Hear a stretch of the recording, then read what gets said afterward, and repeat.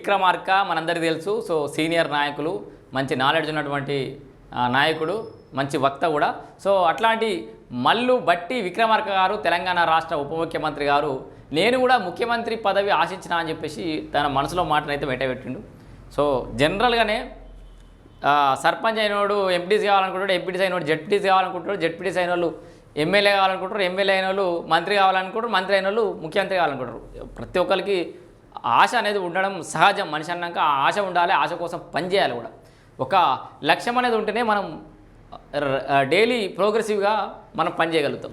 So ఆ లక్ష్యంలో మల్లు బట్టి విక్రమార్క గారు కూడా ముఖ్యమంత్రి పదవిని ఆశించినట్టుగా తన మనసులో మాటను బయటపెట్టిండు. కాకపోతే ఇప్పుడున్నటువంటి డిప్యూటీ సీఎం పదవితోటి కూడా సంతోషంగానే ఉన్నా, సంతృప్తిగానే ఉన్నా అంటుండు.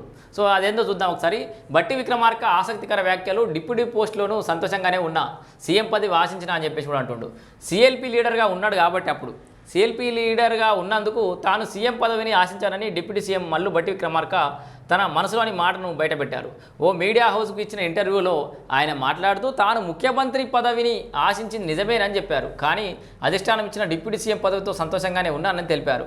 రాష్ట్రంలో కాంగ్రెస్ ప్రజాపాలనతో స్థానిక సంస్థల ఎన్నికల్లో పోటీకి తమకు దరిదాపులో కూడా. సో కాంగ్రెస్ ప్రజాపాలన చేస్తుంది. ఈ ప్రజాపాలన వల్ల రాబోయే స్థానిక సంస్థల ఎన్నికల్లో బీజేపీ కానీ బీఆర్ఎస్ కానీ మాకు దరిదాపుల్లో కూడా లేవంటుండు ఉప ముఖ్యమంత్రి మల్లు బట్టి విక్రమార్క గారు. మాకు పాలన ఎలా చేయాలో తెలుసు అంటుండు. ఉమ్మడి ఖమ్మం జిల్లాలో అధికార నేతల మధ్య సఖ్యత లేదని ప్రశ్నించారు సదరు జర్నలిస్టు.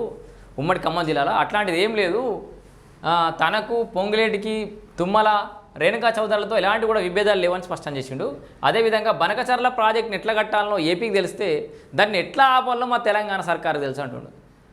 కాళేశ్వరం కమిషన్ నివేదిక నేపథ్యంలో ఎవరినో జైలుకు పంపించాలని తాము అనుకోవట్లేదని తెలిపారు. నివేదికపై అసెంబ్లీలో చర్చించాకే తదుపరి చర్యలు తీసుకుంటామని పేర్కొన్నారు. నివేదిక కాపీలను బీఆర్ఎస్ సహా అన్ని పార్టీలకు అందజేస్తామని బట్టి విక్రమార్క చెప్పారు. ఇది హైలైట్ పాయింట్. ఈ లాస్ట్కి నివేదికకు సంబంధించి సో జస్టిస్ ఘోష్ నివేదిక ఏదో ఉందో కాళేశ్వరం ప్రాజెక్టు కమిషన్ ఏదైతే ఉందో కాళేశ్వరం ప్రాజెక్టు మీద చేసినటువంటి కమిషన్, సో ఆ నివేదికను తెలంగాణ సమాజం ముందు ఉంచుతాం, బీఆర్ఎస్ పార్టీ నాయకులకు కూడా ఇస్తాం, కేసీఆర్ అయితే కేసీఆర్కి ఇస్తాం, కేటీఆర్కి ఇస్తాం, హరీష్ రావుకి ఇస్తాం, ఇంకెవరు వచ్చినా ఇస్తాం, బీజేపీలకు ఇస్తాం, అందరికి ఇస్తాం, చదువుకోరంటారు. ఆ నివేదికలో ఏముందనేది. సో ఇంత ఓపెన్ గవర్నమెంట్ నేనైతే ఎక్కడ చూడలేదు.